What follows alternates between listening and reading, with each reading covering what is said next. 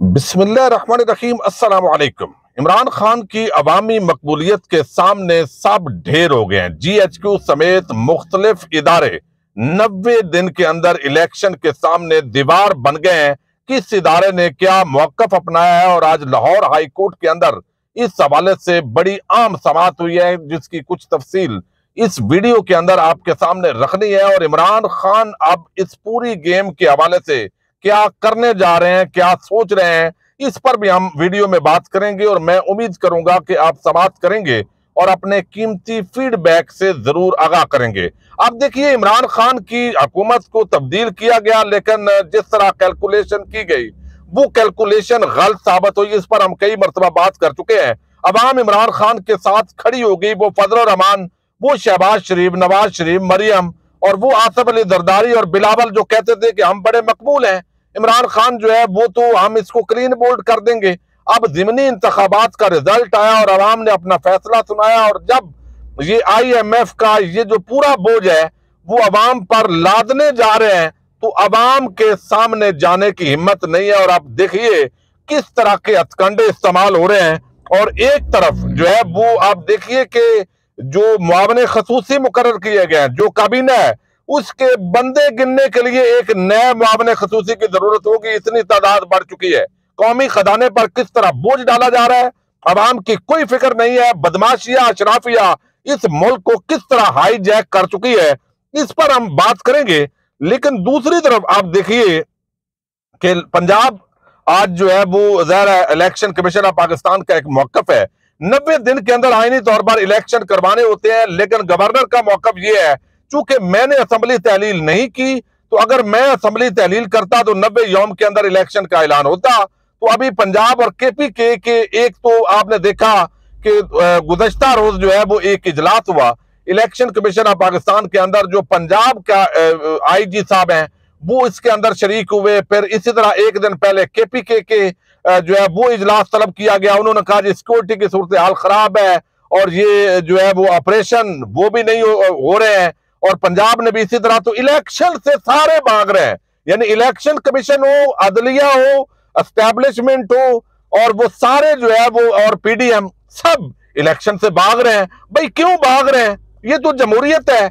ये आप हमें 1973 के आइन के भाषण देते थे, आप बताते थे इंसानी हकूक का लिए जमहूरियत का तसलसल जरूरी है।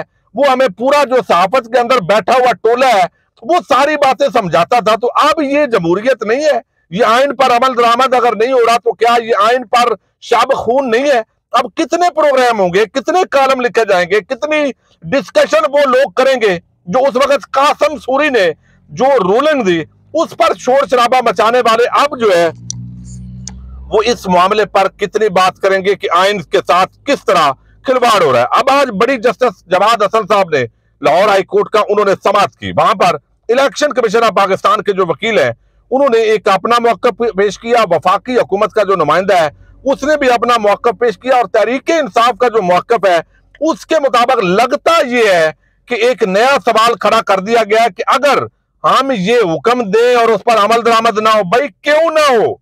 यानी आप हुक्म दें, आप आइन के मुताबिक फैसला दें, उसके बाद जो अमल दरामद नहीं करता तो इन्हें अदालत सिर्फ गरीब लोगों पे लगाने के लिए रखी हुई है, इन पे नहीं लग सकती। पंजाब के अंदर इस हवाले से कहा गया कि हमने वो हुक्म जारी करना है जिस पर अमल दरामद भी हो सके। ये जस्टिस जवाद हसन साहब कह रहे हैं इस केस में वक्त ही सबसे बड़ी चीज है। आइन आपके साथ है। पंजाब असेंबली को गवर्नर ने तहलील नहीं किया। अब मामला इलेक्शन कमीशन की कोर्ट में है। पेशावर हाई कोर्ट में भी मामला ज़ेरे इल्तवा है। जस्टिस जवाद हसन, हमने ऐसा हुक्म नहीं करना जिस पर अमल दरामद ना हो सके। हमने वो बात करनी है जो आइन कहता है। मैंने आइन से बाहर नहीं जाना। ये आज यकीन दहानी करवाई है जस्टिस जवाद हसन साहब ने। देखते हैं वो कैसे अमल दरामद करते हैं। और उन्होंने ये भी बताया कि मैं जब हुक्म देता हूं तो अमल दरामद होता है। हमें सिर्फ ये बता दें कि इलेक्शन कमीशन क्या किरदार अदा कर सकता है, मुझे तैयारी का मौका दें। इलेक्शन कमीशन के फिर एक नया वकील और ताखीरी हरबे इस्तेमाल किए। मुझे कल ही केस दिया गया, मुझे केस की तैयारी के लिए कुछ वक्त दे दें। इलेक्शन की तारीख देना गवर्नर का इख्तियार है। इलेक्शन कमीशन ने गवर्नर को 9 और 10 अप्रैल की तारीख मुकर्रर करने की तजवीज दी। ये वकील ने मौकफ अपनाया। इलेक्शन कमीशन ने लिखे खात में वादे किया कि इंतखाबात 90 दिन में होना आईनी तकाजा है। मैंने गवर्नर को इलेक्शन का नहीं कहना जस्टिस जवाद हसन। इलेक्शन करवाना इलेक्शन कमीशन की जिम्मेदारी है। अब पहले तो जिम्मेदारी के तयन पे झगड़े हो रहे हैं इस मुल्क के अंदर कि ये गवर्नर ने तारीख देनी है या इलेक्शन कमीशन ने। फिर आगे जो है वो असद उमर ने अपना मौका, वफाकी हुकूमत ने कहा जी हमारे पास फंड ही नहीं है और हमें भी टाइम दें। ये सारी कहानी जो है इसका मकसद क्या? अब समाअत तो मुलतवी हो गई है, तो इस पर इलेक्शन कमीशन के वकील ने फंड्स की अदम दस्तयाबी का मामला अदालत के सामने रखा है। अब फंड जो है वो नहीं दे रहे। अब ये आप देखिए टेक्निकल ग्राउंड पर कितने एतमाद के साथ ये लोग कहते हैं। और ये बिलावल जरदारी, ये सारे जो हुकूमतों में बैठे हुए इस वक्त किरदार हैं और इनके जो हामी सहाफी हैं, ये सबसे ज्यादा बात करते थे जमहूरियत की, आइन की और आइन की खिलाफ वर्जी पर। लेकिन अब आप देखिए कैसे मुनाफिक लोग हैं ये, कैसे ये फायदे उठाते हैं।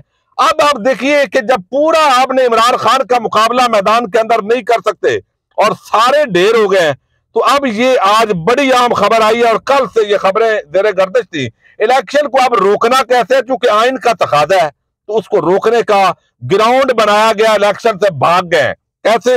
ये आज रोजनामा जंग के अंदर खबर छपी है जिसके अंदर बताया गया कि पंजाब खैबर पख्तूनख्वा असम्बलियों के अदम इंतखाबात और कौमी असम्बली के ज़िमनी इंतखाबात के लिए वजारत दिफा, वजारत खजाना और अदलिया मुआवनत से माजरत कर ली है।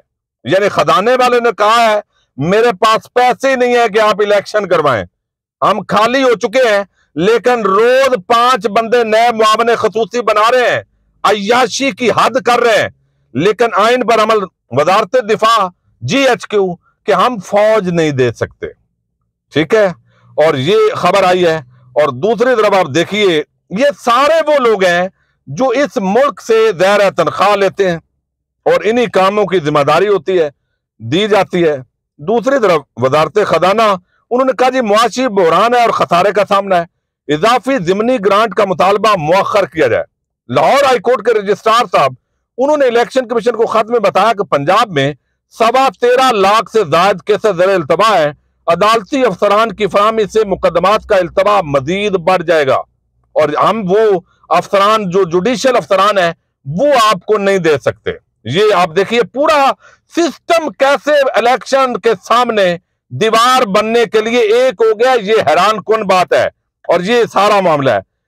वजारत खजाना ने कहा जी खराजात के लिए पैसे और इंतखाबी अमल में अदालती अफसरों की तकर्री से माजरत करते हैं। वजारत दिफा ने आगाह किया दहशत गर्दी के बढ़ते हुए खतरात और लॉ एंड आर्डर की संगीन मसाइल के पेश नजर इंतखाबात में फौज और रेंजर्स को पोलिंग स्टेशनों में तैनात नहीं किया जा सकता, ताहम हसास इलाकों में क्विक रिस्पांस फोर्स मौजूद रहेगी। वजारत खजाना वो मैं आपको बता चुका हूं, जुडिशरी बता चुकी है। अब ये सारे इदारे पूरा इसमें बताया गया कि कौमी असम्बली के 93 नशिस्तें हैं और सूबाई असम्बलियों के जो इंतखाबात हैं, अब जिन जिन इदारों का इसके अंदर किरदार है, और कल को ये महकमा तालीम भी लिख देगा कि हमारे जो टीचर हैं वो चूंकि बच्चों को बहुत ज्यादा पढ़ाते हैं और उनकी मेहनत की वजह से पाकिस्तान इस वक्त आलमी रैंकिंग के अंदर 4थे नंबर पर आया हुआ है। यानी पहले नंबर पे आना है हमने, खुदा ना खास्ता, इसलिए हम भी टीचर नहीं दे सकते। तो पूरा जो सिस्टम है वो इलेक्शन रोकने के लिए तैयार है। और अब हाई कोर्ट के जो जज साहब हैं वो क्या पैगाम देंगे कि भाई अमल दरामद करो। उस अमल दरामद अगर वो हुक्म दे दें कि आप इलेक्शन जो है वो करवाएं, मसलन अगले 30 दिन के अंदर 40 उस लिमिट के अंदर जो आइन देता है, तो आगे क्या होगा? वो सिंगल बेंच जो रुकनी फैसला होगा उसके खिलाफ अपील की जाएगी और वो अपील लार्जर बेंच सुनेगा। उसके लिए भी टाइम चाहिए होगा, तो पहले जज का वो फिर फैसला मुअत्तल कर देगा। जो हमारी प्रैक्टिस है अदालती वो आपके सामने रख रहा हूं। अगर वो करेगा, फैसला देगा हाई कोर्ट, तो फिर उसके खिलाफ जो है वो सुप्रीम कोर्ट के अंदर अपील होगी। तो तय ये कर लिया गया है कि हमने आम इंतखाबात चूंकि करवाने नहीं है, लूट मार लगी हुई है, मौजें लगी हुई हैं, तो लेकिन हम वो कर नहीं सकते, इमरान खान का मुकाबला हो नहीं सकता। तो पहले इमरान खान को नैल करवाओ, उसको गिरफ्तार करवाओ, फिर जो PTI के लोग हैं उनको डराओ धमकाओ, PTI को तोड़ो, और ये सारा करने के बाद अवाम के अंदर कुछ ऑडियो वीडियो चला दो, मजीद डैमेज करो ताकि अवाम हमें भी वोट दे। वोट तो चलो कुछ देंगे, कुछ धांधली करेंगे, कुछ ऊपर से डलवा के जबरदस्ती की हुकूमत बनाएंगे, लेकिन अल्टीमेटली आइन पर अगर अमल दरामद नहीं करना और अगर आपने वक्त के अंदर जो है वो अर्ली इलेक्शन आप नहीं करवा रहे कौमी असम्बली के, आपने जबरदस्ती बैठना है, तो क्या इस तरह के इलेक्शन के अंदर आप वक्ती तौर पर अगर जबरदस्ती आप बिलावल को वजीर आजम बना देंगे, जबरदस्ती अगर इलेक्शन के बाद आपका इरादा है कि आपने शहबाज शरीफ या नवाज शरीफ को मुसल्लत करना है और इस कौम को कुर्बान करना है जरदारी और नवाज शरीफ की खातिर, तो फिर भाई उसके बाद इमरान खान अगर नायल भी होगा तो धरने देगा, एहतजाज करेगा, अवाम उठ खड़ी होगी, अवाम खड़ी हो जाएगी तो एक एहतजाज का माहौल आगा। तो ये एक चीज जो है कोई उसका जो है वो फायदा नहीं होगा इस तरह के इलेक्शन का और इस तरह रोकने का। तो ये एक GHQ से आप समझें कि ये एक पैगाम है कि हम ज़ाहिर है सिक्योरिटी इशू जरूर हैं, लेकिन ऐसा मामला नहीं है कि इलेक्शन के अंदर जो है वो नहीं दी जा सकती और पूरा सिस्टम एक है। अब इमरान खान जो है वो आने वाले दिनों के अंदर इस हवाले से जराए बता रहे हैं कि वो एहतजाज की तरफ बढ़ रहा है। वो एक ऐसे पहलवान की मानंद है जो इस वक्त अखाड़े के अंदर खड़ा है और वो कहता है इधर निकलो, मुकाबला करो, लेकिन ये सारे ऊपर से गालियां निकाल के वहां बाहर से ही उधर उधर कर रहे हैं, मुकाबले में नहीं उतर रहे।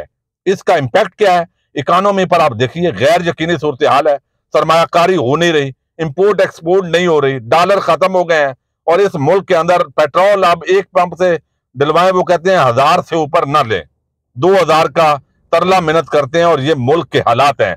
तो ये दमादम मस्त कलंदर होने जा रहा है, खान तपा हुआ है, लेकिन उससे पहले ये सारे अदालती प्रोसेस के अंदर जो है वो नंगे होंगे। तो एस्टैब्लिशमेंट का ये बहुत बड़ा इम्तिहान है कि वो अपने किरदार को इस तरह मामलात के अंदर अगर करेंगे तो उसका जो है वो कोई अच्छा असर नहीं पड़ेगा।